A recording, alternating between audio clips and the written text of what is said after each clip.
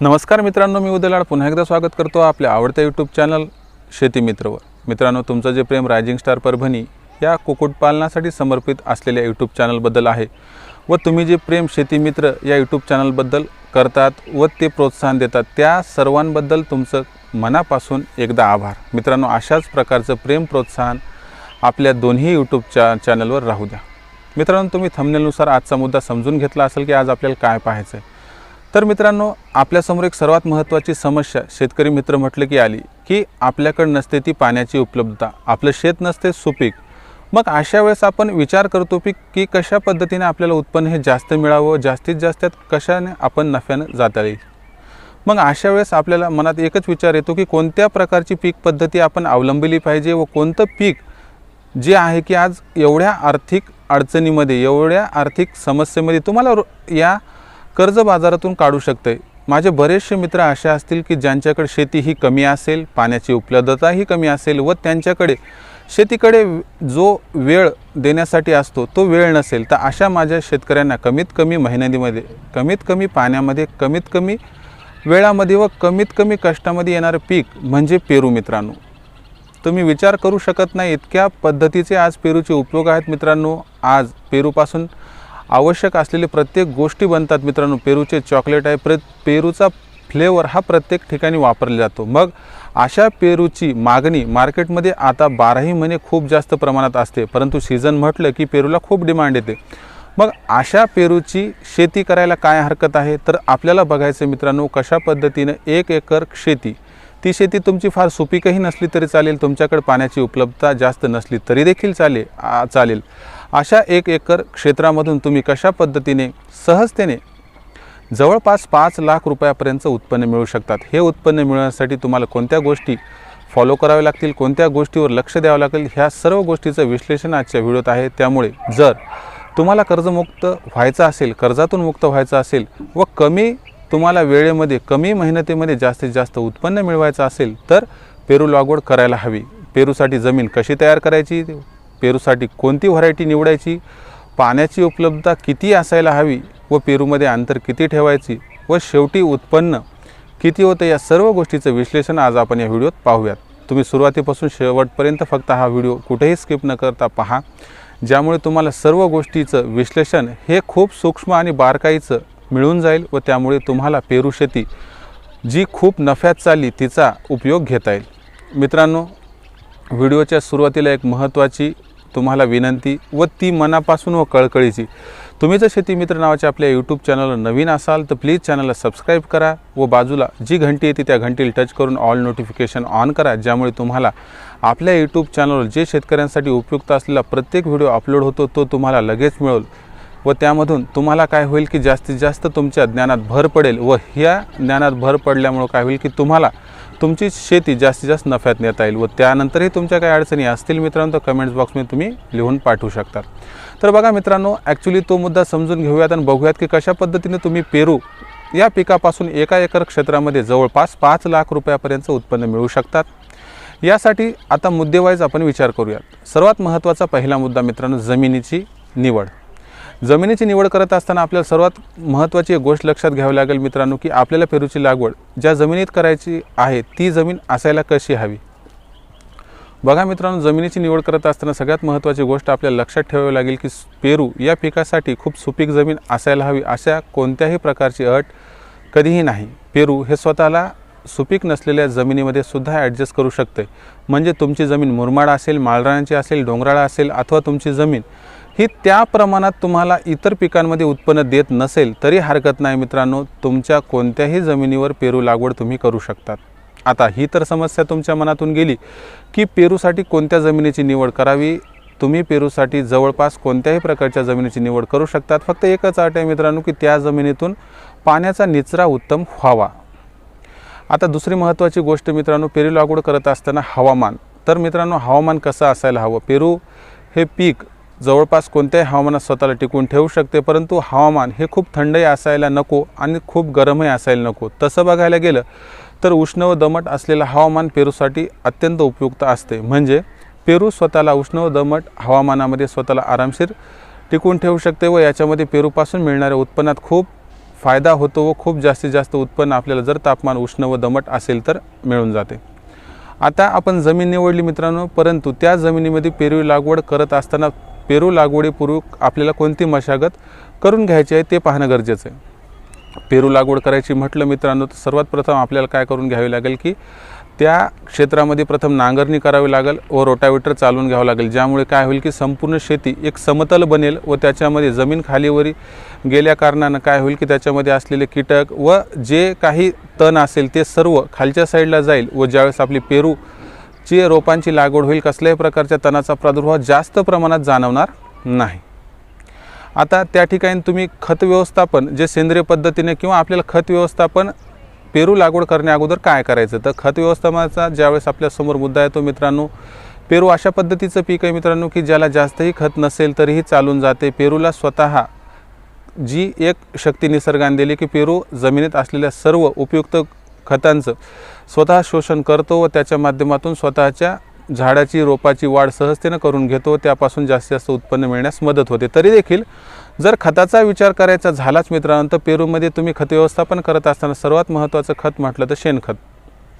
शेणखताचा उपयोग तुम्ही प्रति एकर जवळपास 8 ते 10 ट्रॅक्टरच्या ज्या ट्रॉल्या असतात त्याचा सुद्धा वापर करू शकतात। पेरूसाठी खत ज्यावेळेस आपण शेणखताचा विचार करतो त्यावेळेस तुम्हाला एकच गोष्ट लक्षात घ्यावी लागेल मित्रांनो, तुम्ही शेणखत ज्यावेळेस जास्त टाकतात त्यावेळेस पाणीही जास्त असायला हवं, ही गोष्ट लक्षात घ्यावी लागेल। कारण शेणखत टाकल्यानंतर आपल्याला पाणी जर जास्त प्रमाणात उपलब्ध झालं तेही पावसाळ्यात, तर त्याच्यापासून आपल्याला जास्तीत जास्त पेरूच्या वाढीसाठी मदत होते। परंतु रासायनिक खताचा विचार करत असताना तुम्हाला तुमच्यासमोर प्रश्न येईल की रासायनिक खताचा कोणता डोस आपण पेरूसाठी पेरू रोपाची लागवड करण्यापूर्वी जमिनीतून द्यावा, तर मित्रांनो त्यावेळेस भेसळ डोस ह्या सर्वात महत्त्वाचा उपाय त्यावर ठरू शकतो। यामध्ये नायट्रोजन, फॉस्फरस, पलाश म्हणजेच पोटॅश यांचा त्या ठिकाणी तुम्ही पुरवठा करू शकता व याच्या माध्यमातून तुमच्या जमिनीमध्ये टोटल घटक तिथं येऊ शकतात। त्यामुळे आपल्या रोपाची ज्यावेळेस लागवड होईल तर रोपाची लागवड झाल्यानंतर वाढही चांगल्या पद्धतीनं होऊ शकते।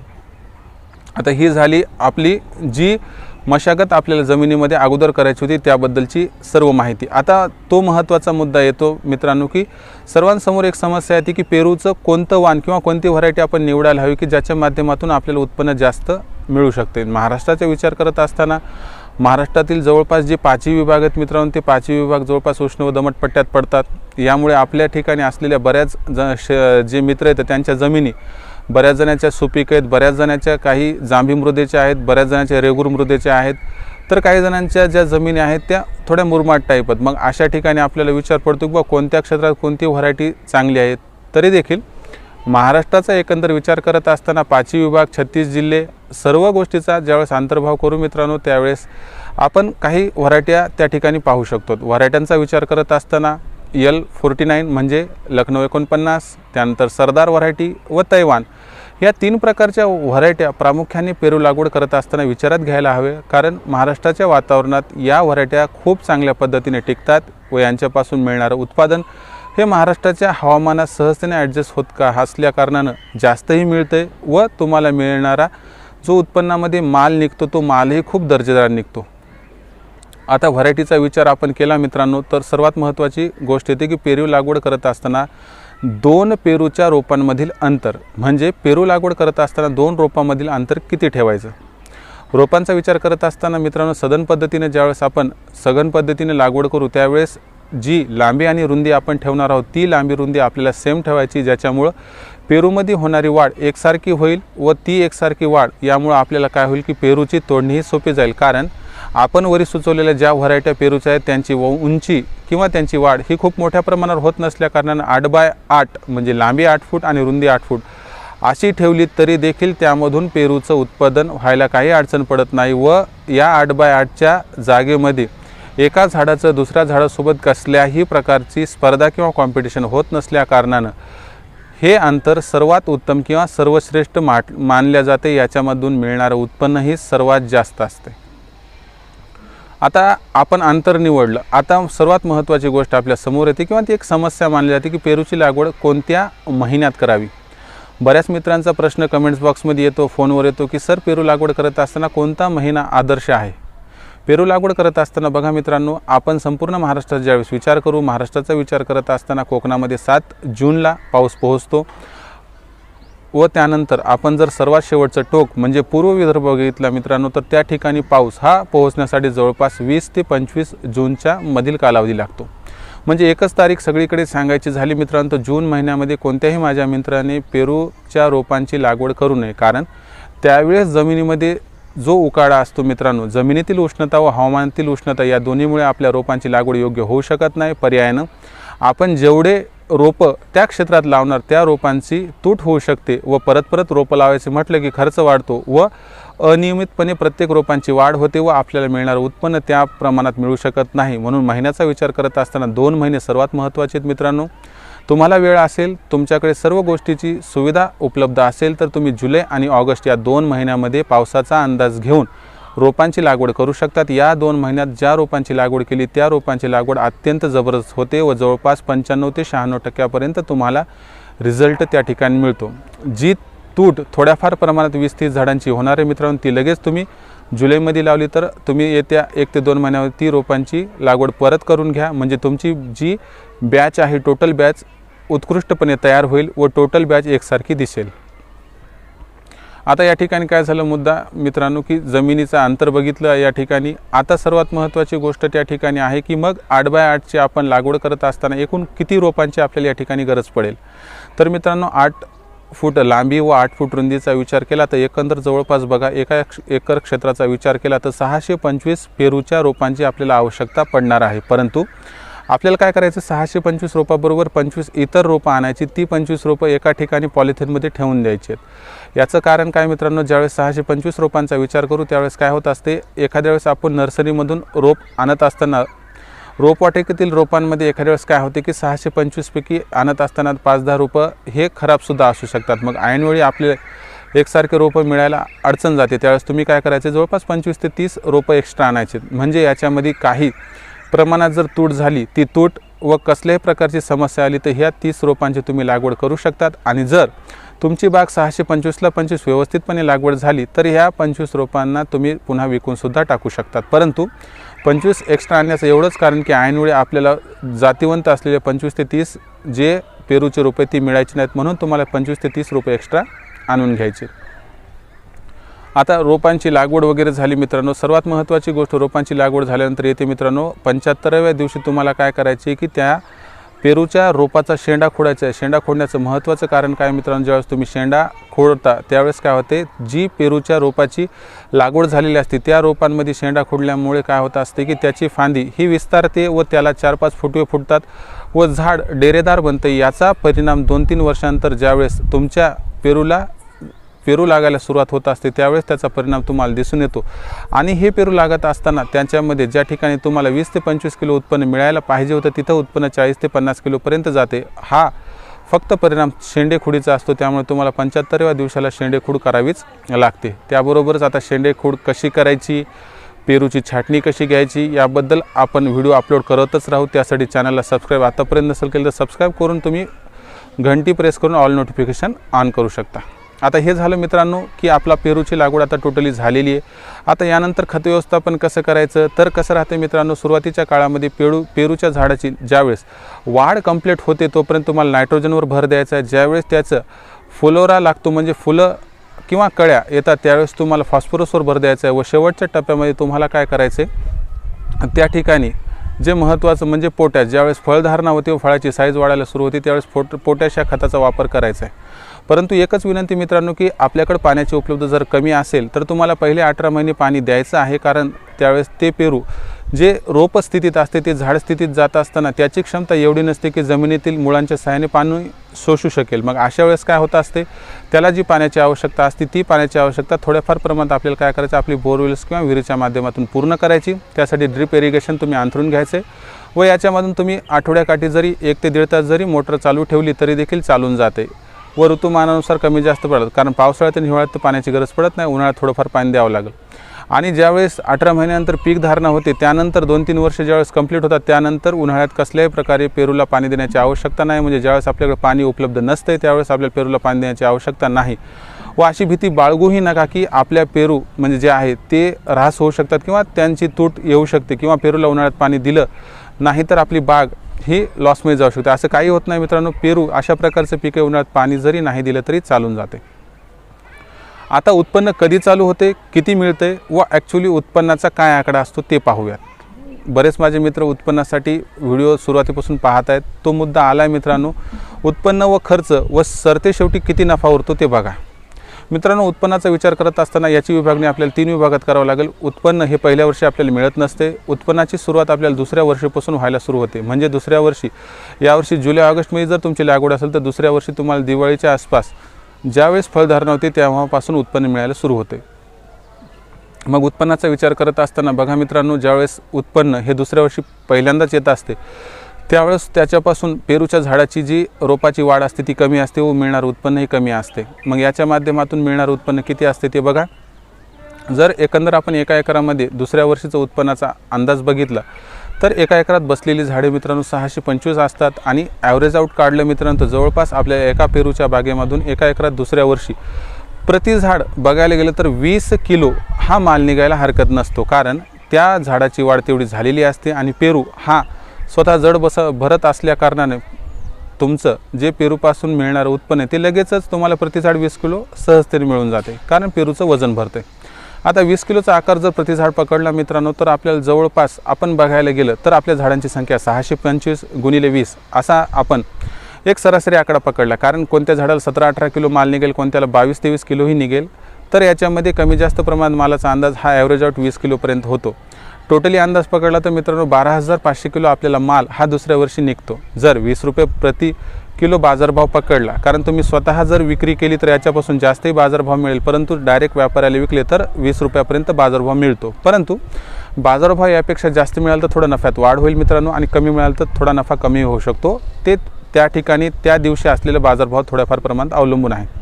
20 रुपये प्रति किलो बाजारभाव जर पकडला मित्रांनो तर 12,500 जे आपल्याला उत्पन्न झालेलं आहे 12,500 किलो, तर त्याच्यामधून आपल्याला उत्पन्नाचा विचार केला तर मित्रांनो 2,50,000 रुपयाचं उत्पन्न हे आपल्याला दुसऱ्या वर्षी पेरूच्या माध्यमातून व्हायला हरकत नाही। म्हणजे आपल्याला दुसऱ्या वर्षी पेरूच्या बागेतून 2,50,000 रुपयाचं उत्पन्न मिळते। परंतु ॲक्च्युली तुम्ही म्हणत असाल की व्हिडिओमध्ये 5 लाख रुपयाचं सांगण्यात आलं, तर हे 2,50,000 हे आम्हाला समजलं नाही, समजण्यासाठी थोडा वेळ वाट पहा। तिसऱ्या वर्षी ज्यावेळेस तुम्ही उत्पन्नाचा विचार करता मित्रांनो, पेरूच्या जे झाड आहे त्याची वाढ आणखीन होते, कारण पेरूच्या झाडाची वाढ जवळपास 5 वर्ष सर्वात जास्त होत असते। तिसऱ्या वर्षीचा विचार करत असताना मित्रांनो, पेरूच्या झाडापासून जर आपण विचार केला तर प्रति झाड आपल्याला जवळपास बघायला गेलं तर उत्पन्नाचा विचार करत असताना कोणत्या झाडापासून 30 ते 32 किलो तर कोणत्या झाडापासून 37-38 किलोपर्यंत उत्पन्न मिळते। म्हणजे जवळपास 35 किलोपर्यंत उत्पन्न मिळायला काही हरकत नाही। प्रति झाड 35 किलो म्हटलं तर 625 झाडापासून जवळपास 21,875 किलोपर्यंत आपल्याला उत्पन्न मिळते। आणि यालाच जर बाजारभाव 20 रुपये प्रति किलो पकडला तर याच्यापासून जवळपास आपल्याला मिळणारं टोटल उत्पन्न 4,37,500 रुपयापर्यंत मिळते। आता आणखीन आपला 5 लाख रुपयाचा आकडा आलेला नाही, तर ते बघण्यासाठी मित्रांनो थोडं थांबा। चौथं वर्ष इथं सर्वात महत्त्वाचं टर्निंग पॉईंट आहे मित्रांनो, कारण चौथ्या वर्षीपासून जे उत्पन्न पेरूमधून मिळते ते कन्सिस्टंट कंटिन्युअस मिळत राहते। चौथ्या वर्षाचा विचार करत असताना मित्रांनो आपल्याला प्रत्येक पेरूच्या झाडापासून मिळणारं उत्पन्न हे जवळपास 50 किलोच्या आसपास जाते। कोणतं झाड 47, 48, 45 किलोपर्यंत माल देते, तर कोणतं झाड 52 ते 55 किलोपर्यंत सुद्धा माल देते, कारण या काळापर्यंत पेरूची वाढ, पेरूची उंची, पेरूचं डेरेदारपणा सर्व गोष्टी ह्या व्यवस्थित झालेल्या असतात आणि पेरूची ग्रोथ चांगली झालेली असते व पेरूची जी मुळं असतात सहजतेने जमिनीत असलेले प्रत्येक न्यूट्रिन्स पोषक द्रव्य सहज मिळवतात। त्यामुळे त्याच्यापासून आरामशीर पद्धतीने 50 किलोचं उत्पन्न प्रति झाड मिळायला हरकत नाही। उत्पन्नाचा विचार करत असताना प्रति किलो जर आपण बाजारभाव 20 पकडला व प्रति झाड जर आपण 50 किलो असा रेशो पकडला मित्रांनो तर 625 झाडांचा विचार करत असताना 625 झाडं व त्यासोबत 50 किलो प्रति झाड आपण बघितलं तर जवळपास आपल्याला मिळणारं किलोमधले उत्पन्न जवळपास 31,250 किलो हे उत्पन्न मिळते। परंतु बाजारभावाचा विचार प्रति किलो 20 रुपये पकडला तर मित्रांनो त्यापासून आपल्याला मिळणारी रक्कम ही 6,25,000 रुपयापर्यंत मिळते। आणि हीच ती रक्कम आहे मित्रांनो की ज्याची तुम्ही वाट पाहत होतात, परंतु यासाठी तुम्हाला चौथ्या वर्षापर्यंत थांबावं लागलं। परंतु एक विचार करा मित्रांनो, आजपर्यंत त्या जमिनीतून किती उत्पन्न निघत होतं, तुम्हाला किती मेहनत लागत होती, या सर्वांचा विचार केल्यावर तुम्ही 4 वर्ष थांबलात, याबद्दल तुम्हाला कधीही मनात खंत किंवा शंका किंवा समस्या वाटणार नाही। तर बघा मित्रांनो 6,25,000 चौथ्या वर्षीपर्यंत उत्पन्न मिळालं, परंतु हे उत्पन्न जवळपास तिथपासून 15, 20, 25 तुम्ही कशी बाग टिकवतात यावर अवलंबून आहे। तिथपासून तुम्हाला 15 ते 20 वर्षापर्यंत आरामशीर दरवर्षी 4-5 लाख रुपयाचं उत्पन्न मिळायला हरकत नाही। आता याच्यामध्ये ड्रिप इरिगेशन, खत, फवारणी, व्यवस्थापन या सर्वांचा विचार केला तर मित्रांनो 75,000 रुपयापर्यंत खर्च येऊ शकतो। याच्यामध्ये थोड्याफार प्रमाणात खर्च वाढला तर नफा आपला थोड्याफार प्रमाणात कमी होऊ शकतो, परंतु 75,000 6,25,000 मधून खर्च वजाही केला मित्रांनो तर 5,50,000 रुपयापर्यंत तुम्हाला नफा शिल्लक राहतो। परंतु आणखीन 50,000 जर आपण लागणारा प्रवासाचा खर्च व इतर खर्च सर्व काही पकडले तर 5 लाख रुपयापर्यंत नफा चौथ्या वर्षीपासून मिळायला काही हरकत नाही। मित्रांनो, ज्यावेळेस तुम्ही नफ्याचा विचार करता 5 लाख रुपये ही एक आपल्याला सांगण्यासाठी एक रक्कम आहे, परंतु याच्यामध्ये 3 लाख, 4 लाख, 5 लाख, 6 लाख असाही नफा मिळू शकतो। नफा कमी होऊ द्या अथवा जास्त होऊ द्या, आजच्या कंडिशनला कुणाकडे काम करत असताना विचार करा मित्रांनो 5,000, 7,000, 8,000 पर्यंत आपल्याला जवळपास लोक हे 8-8, 10-10 तास वापरतात। मग आपल्या शेतीमध्ये जर आपण 8-8, 10-10 तास वेळ दिला आणि कमीत कमी पाणी उपलब्ध असलं तरी देखील सहजतेने 4-5 लाख रुपये प्रति एकर उत्पन्न मिळू शकतात। मान्य आजवर विचार नाही केला मित्रांनो, पण आता विचार करायला सुरुवात करा, कारण जग बदललंय। दशा बदलायची असेल तर थोडी दिशा बदला, दृष्टी बदला, दृष्टिकोन बदला तुमचं। जर तुम्ही सर्व बदललं, जिद्द चिकाटी काटकसर केली तर तुम्ही दगडातूनही तेल काढू शकतात। मित्रांनो, पेरूसोबत जर तुम्ही कुक्कुटपालन केलं तर तुम्हाला मिळणारा नफा हा 4पट ते 5पट सुद्धा होऊ शकतो। कारण विचार करा, तेच पेरू, तेच पेरूची बाग, तेच पेरूचे झाडं, पण त्या एका एकराला जर तुम्ही फेन्सिंग केली व त्याच्यामध्ये जर कोंबडे सोडले व त्याच्यापासून अंडे उत्पादन, चिकन उत्पादन केले तर एकाच मेहनतीत, एकाच वेळी, एकाच टाईमला तुम्हाला किती पट उत्पन्न मिळू शकते। अशाच प्रकारची संकल्पना पेरू प्लस कुक्कुटपालन हे तुम्ही रायझिंग स्टार परभणी या यूट्यूब चॅनलवर पाहू शकता। कारण रायझिंग स्टार परभणीवर पण खूप जबरदस्त व्हिडिओ आहेत मित्रांनो। पेरू प्लस कुक्कुटपालन अथवा पेरूचा हा व्हिडिओ तुम्हाला संपूर्ण व्हिडिओ कसा वाटला तुम्ही कमेंट्समध्ये जरूर कळवा, आणि तुम्हाला व्हिडिओ आवडला असेल तर तुमच्या जवळच्या मित्रांमध्ये हा व्हिडिओ शेअर करा व जास्तीत जास्त जणांपर्यंत शेअर करा। आणि चॅनलला आत्तापर्यंत सबस्क्राईब नसेल केलं तर प्लीज सबस्क्राईब करा आणि बाजूची बेल आयकॉन घंटा प्रेस करून ऑल नोटिफिकेशन ऑन करा व व्हिडिओला लाईक करा। तुम्ही सर्व व्हिडिओ पाहितला त्याबद्दल सर्वांचे आभार मानतो, आणि अशाच एका नवीन व्हिडिओसह मी आपला मित्र उदय लाड तुमच्या आवडत्या यूट्यूब चॅनल शेती मित्रवर मिळत राहील। तोपर्यंत धन्यवाद।